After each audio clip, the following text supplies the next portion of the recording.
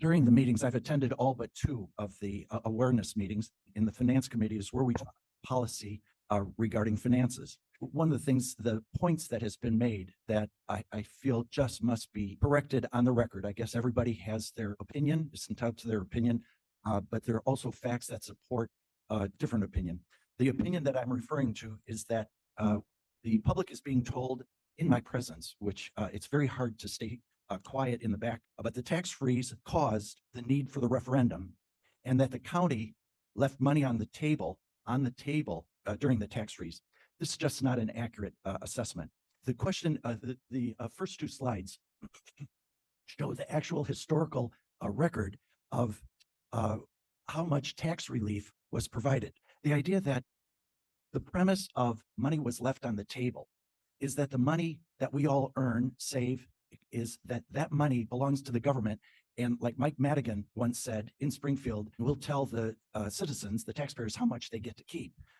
It's a matter of whose money is this, and it's the taxpayers' money, and they pay taxes in. So the amount of tax relief that was provided during the time to 2020 was 68.6 million. And then when you count the forest preserve and the county, it was 119 million.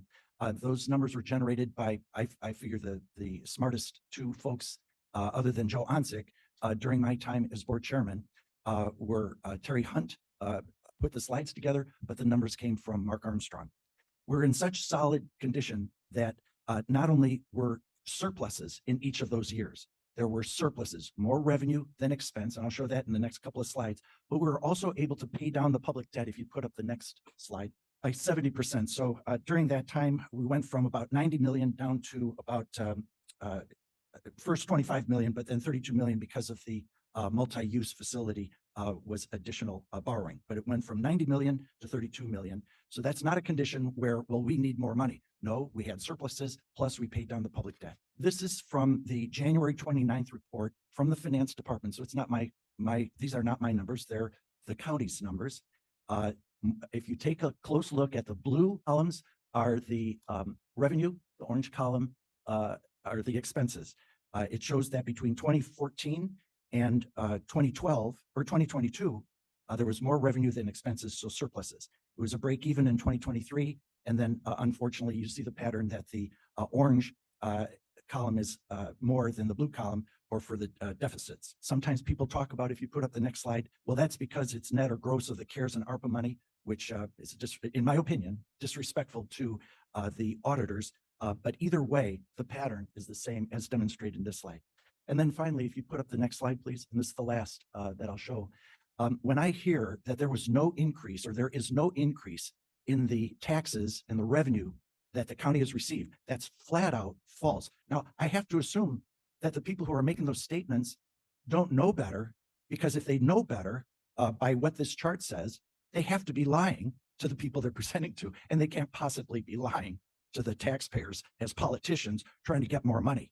But as you can see where it says more state tax revenue, and again, these are reports that come to you, board members, which show other taxes, which are the state sales tax and income tax, basically, went from about 28 million to 37 million. So about $9 million to sit in those meetings and listen to the misdirection that's being given.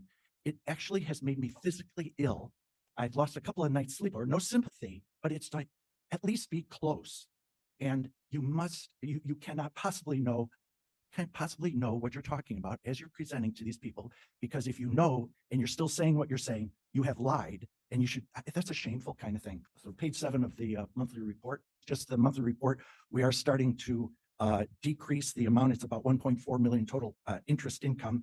That's still on a pace of about $17 million of interest income per year. This is performance against benchmarks, and everybody can study it. It's part of the submitted report. We continue to be ahead of the benchmarks for both short-term and long-term performance. Next slide is number 9.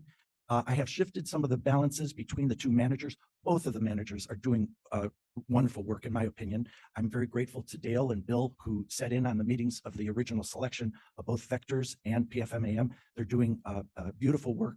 I've shifted a little bit more into, or a significant amount more into Vectors with higher return. Then pages 10 through 10 through 15 are the detail that go into the report.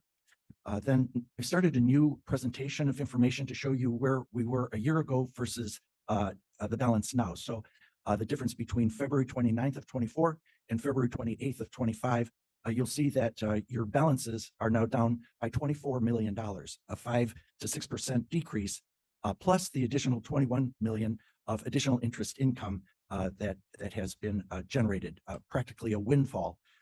But $20 million times 5% means that you have $1 million less to spend because of using up the fund balances. We've gone into a new phase. If you would go to page 20, page 20 and 21, but 20 captures it.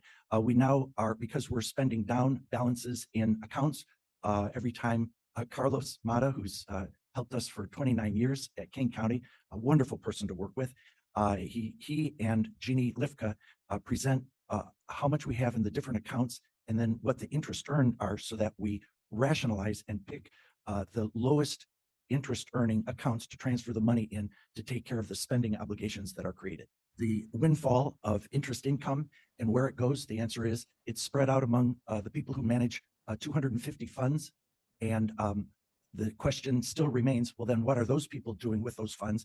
And basically the answer is you have nothing to show for it as board members. I was challenged publicly. I sit in the back seat. I keep my mouth shut, except where, like in my own area, where I'm a taxpayer. And I'm challenged that we can't aggregate all of the interest income. And what happened to the study of the outside law firm? And that just came in either yesterday or the day before.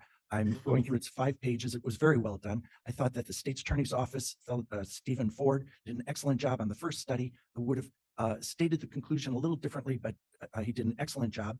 A lot of it was confirmed by the outside agency, but they dug more deeply. I think the bottom line that you'll find when you study it and read it for yourself is that between 40 and 50% of all that the fund interest in those various funds that aren't obligated or come from fees or levies, that you can aggregate it.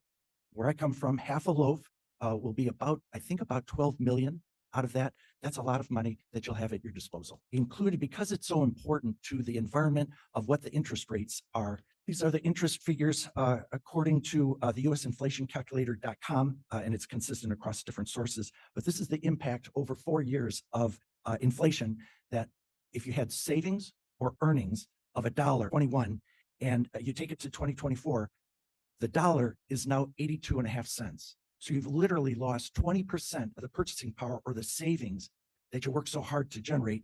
This is what drives up interest rate.